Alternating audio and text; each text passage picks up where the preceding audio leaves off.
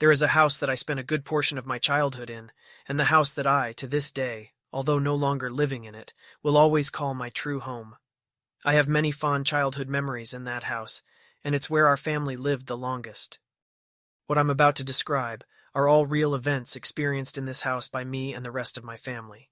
These are true accounts, and are not exaggerated in any way.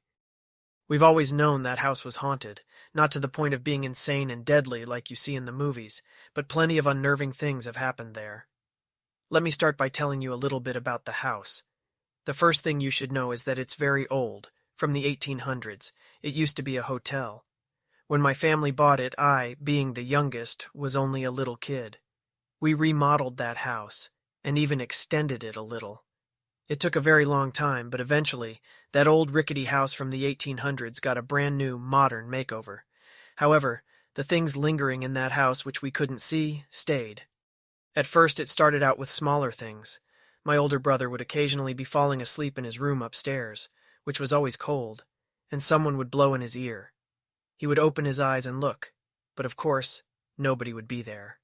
We were told by a few different people that a cranky old woman used to live there, who would sit out rocking in her rocking chair on the balcony, which we removed, yelling at people who would walk by. There was one night during which one of my older sisters was sleeping on the couch in the living room, and she started hearing a creaking sound. She described it as wood, creaking rhythmically, coming from the spot just outside one of the upstairs windows, which used to be a door, that led out to the balcony that no longer exists. One time when I was little, being all adventurous like I was, I took a digital camera up to the furnished attic at night, where it was quiet and pitch black. I made my way into the middle of the room, held up the camera and started snapping pictures. I could only see what I was taking pictures of when the camera would flash, and then afterwards when I looked at the taken picture on the digital screen.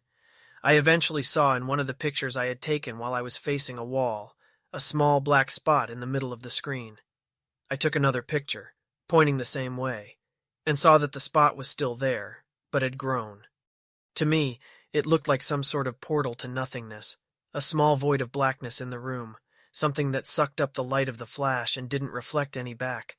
As I took more and more pictures of it, it got bigger and bigger, until it was almost covering the entire camera lens, just blackness. It then occurred to me that rather than growing, this black mass actually seemed to be getting closer and closer to the camera lens. I don't remember anything past that point. I must have run downstairs. Things started getting more physical. I was once in the shower when the water suddenly got cold, and I looked back to find that the knob had been turned significantly behind my back. At night, when alone, we each began to hear loud footsteps above us in the biggest room on the second floor. You would only ever hear them if you were alone, or were the only one awake. Once they were so heavy, it sounded like there was an elephant or something up there, and the ceiling creaked so loud that I half expected it to cave in on me. My sisters shared that room for a long time. Eventually one of them moved out. Only one remained in it. When she was walking around up there, you could hear her footsteps clearly. The only problem was, I would also hear those footsteps walking around when she wasn't home. Sometimes I was home alone. My mom was awakened one night when my friend was sleeping over, to loud footsteps running up and down the stairs. According to her, it sounded like more than one person, and was practically a stampede. She jumped out of bed, angry at us being up so late causing such a racket, opened her bedroom door into the room where you can see the bottom of the stairs, but there was only dead silence and darkness. Everything was still. She thought we must have run upstairs and she had just missed us, so she went up the stairs and opened the door to the room we were sleeping in, which was my sister's old room, now vacant after they had both moved out, but we were sound asleep. She thought maybe we were faking it, and inspected us closer, and realized that no, we were clearly out cold, and had been that way for quite a while. She mentioned all of this to us the next day, maybe still wanting to think that it was us, but we, of course, had no idea what she was talking about. One night I was just about to fall asleep, when I heard a man's voice, right in my face, whisper the word bang. It pulled me out of my sleep, making my eyes shoot open and look around the dark room, to find nothing. After a minute, still being tired, I brushed it off and closed my eyes again. I started to drift back to sleep, when the voice once again quietly whispered, bang, in my face. I opened my eyes again, to once again find nothing. This happened a total of 3 times before I was finally able to fall asleep. So many things happened in that house, but after so many years of constant activity, you get used to it, and things that used to frighten you begin to simply annoy you.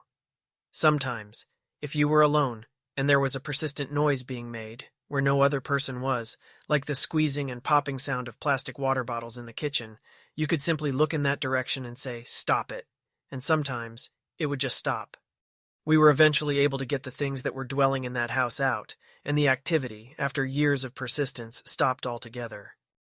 As I said earlier, I still consider that house my one and only true home, and I always will. I spent years growing up there as a child with my family and two of my close friends, as well as family friends. Despite the occasional paranormal activity, I have many good memories of that place. It is where my mind will always wander back to whenever I think home.